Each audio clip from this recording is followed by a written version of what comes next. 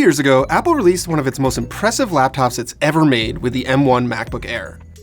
But as good as that machine was, and still is, all of the advancements were on the inside. The outside of it was an old design that we've been familiar with for years.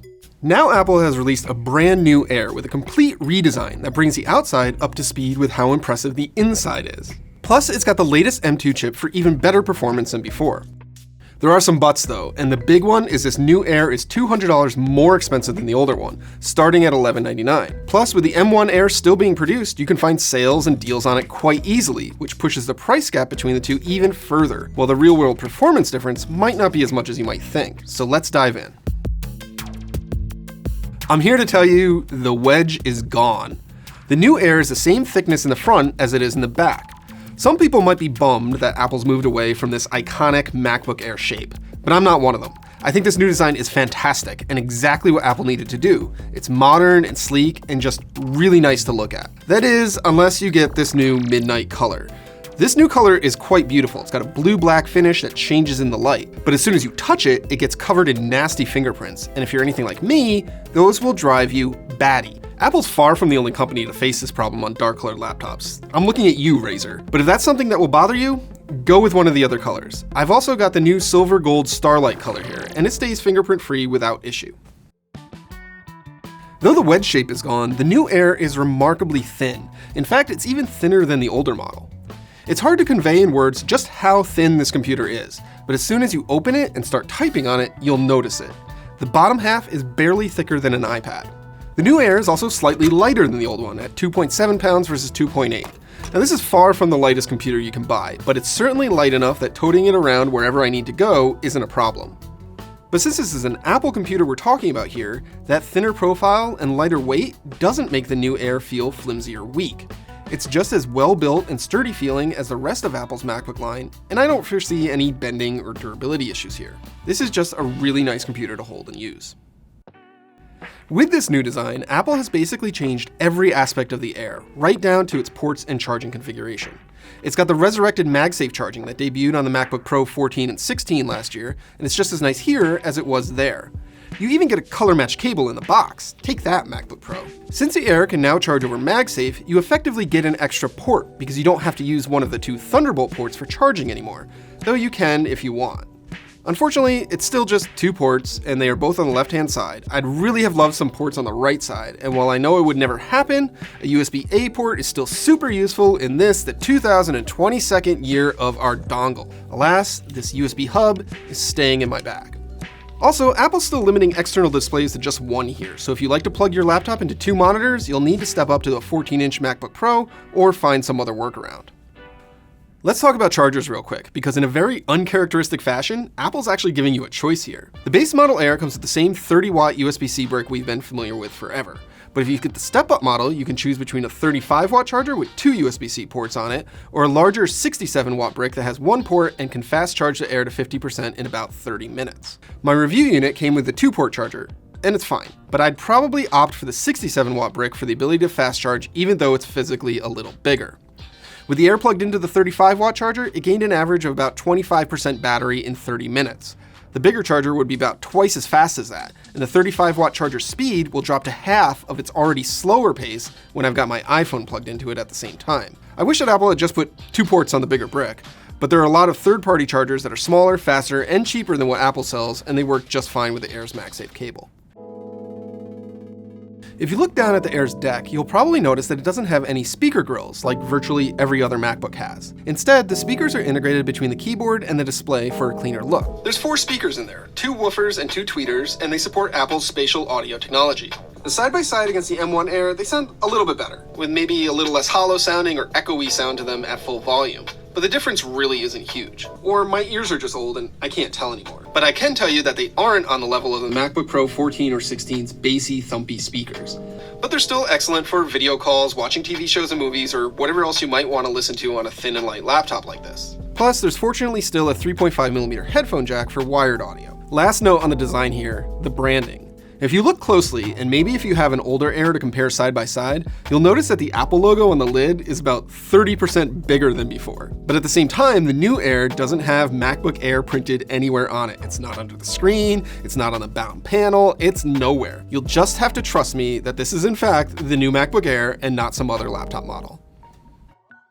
The other big thing that comes with this new design is a brand new display. It's a little bit bigger, 13.6 inches versus 13.3, but most of that is in the height, as it's noticeably taller than before. There are also smaller bezels around the sides and top and bottom, giving it a more modern feel. It's also noticeably brighter than the older Air, hitting 434 nits of peak brightness in my tests. That makes it bright enough to use outdoors, and it's just more comfortable to look at all day long.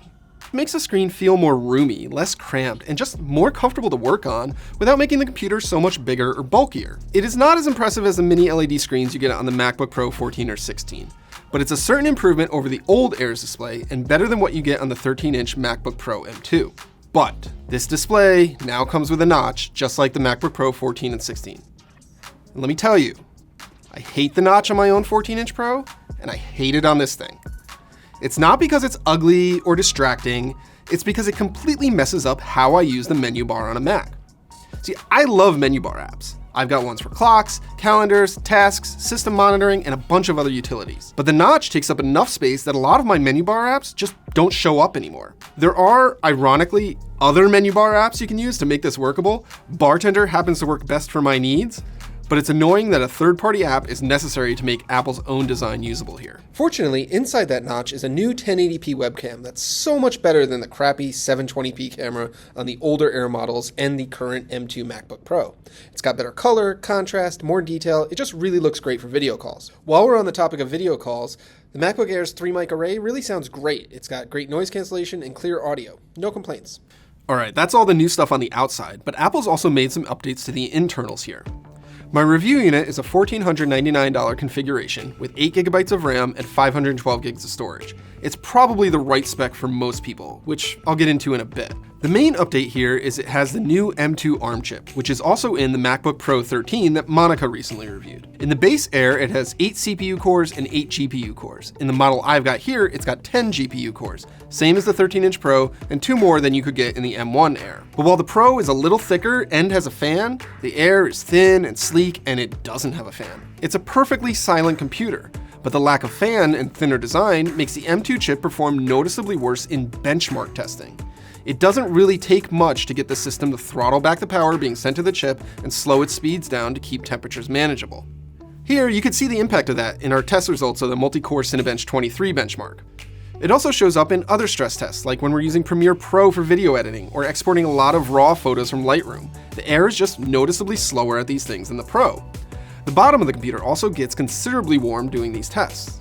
The other thing to be aware of is Apple confirmed to me that the base $1,199 model with 256 gigs of storage has just one NAND storage chip, which makes its storage perform much slower when copying files or multitasking between a bunch of apps than models with the 512 gigs or more of storage, which have 2 NAND chips. It's even likely to be slower than the base model M1 Air storage, because that used 2 chips. Now, the new 13-inch Pro has the same problem, and we'll be testing the base Air just to see how slow it is in practice. So be sure to check out The Verge for that. The short answer though, don't buy the base model if you can avoid it. The overall question with most of these performance results though is, does that really matter for the Air? And the answer is, for most people, probably not. For the things that an Air is ideal for, productivity work, browsing the web, video calls, watching TV shows or movies, writing term papers, stuff like that, the performance is more than adequate, even if you're spending all day doing those tasks. I never once ran into a performance issue or felt the computer heat up while I was using the Air to do my actual job as a knowledge worker. It's also fine for occasional light photo and video editing, especially if you're using Apple's Photos or iMovie apps for those tasks. There's just no good reason to buy a 13-inch M2 Pro over the Air to save a few seconds on the tasks you only do occasionally and then give up all of the other benefits you'd appreciate on the Air every single day, like the better screen, better webcam, MagSafe, thinner and lighter weight, and so on. If you think you're going to be relying on your computer for regularly doing intensive creative work, like professional video editing, raw photo editing, or even a lot of coding, you should probably be looking at a MacBook Pro and likely the 14 or 16-inch models. For the rest of us, unless you really have your heart set on that mini LED screen and are willing to pay a lot for it, the Air is where it's at, and we get a lighter, quieter computer to boot. All of these design changes and new internals may cause some concern about battery life, but I'm happy to report that in my testing, battery life is right in line with what we saw on the M1 Air. That means I can get 8 to 10 hours of real, continuous use out of the machine for my workloads. Maybe a little on the lower end of that if I'm doing a lot of Zoom calls, perhaps slightly longer on days I have fewer meetings. And that's with the display at a comfortable 200 nits of brightness and using Chrome, Slack, multiple spaces, all my lovely menu bar apps, and lots of other inefficient things that I do throughout the day. It's not as impressive as the battery life Monica got on the new 13-inch MacBook Pro with M2. But I tend to get worse battery life in my laptop usage than a lot of my colleagues and other people I've spoken to, so I don't think it's a reason to be concerned with the Air. If you're coming from an older Intel MacBook Air, like most people who are likely to buy this computer, you'll be thrilled with the battery life you get out of it. So that's the new MacBook Air. It's a computer that's been a long time coming. The last time Apple redesigned this model was 4 years ago, and even then, it wasn't hugely different from the one that preceded it for nearly a decade. But here we've got something completely new and aligned with the advancements Apple's made in its processor line over the past couple of years. That isn't to say it's perfect or the right computer for those with specific demanding needs. But it is the right computer for a huge section of laptop buyers. I can absolutely say I'd choose this new Air over the 13-inch MacBook Pro M2 any day of the week. I just can't see buying that MacBook Pro for its minor performance boost and longer battery life, and then giving up all of the Air's other advantages, at least for my needs. The harder choice might be between this new Air and the older M1 model, which has similar battery life and performance and can be bought for a lot less money. But you'll give up the new design, better display, MagSafe, and better camera there too. I think most people buying the new Air are well suited by the mid-range $1499 configuration I reviewed, which provides a little more processor power, faster and more roomy storage, faster charging, and great performance. You might consider bumping up the RAM to 16 gigabytes if you can swing it, but I don't think most people will need to. And if you've already got an M1 Air, you don't need to upgrade yet. The performance differences aren't enough to really warrant it, and that's still an excellent machine in its own right. But if you're coming from an older Air, especially an Intel model, or you're looking to switch from Windows to Mac for the first time, the new MacBook Air brings a lot to the table, and you won't be disappointed, provided you can put up with its cost. Hey all, thanks for watching. Monica's unfortunately been under the weather lately, so I filled in for her on this review, but I promise she'll be back on the next one. We're also going to be doing a lot more follow-up testing on the new MacBook Air on theverge.com, so what else do you want to know about it? Let us know in the comments below.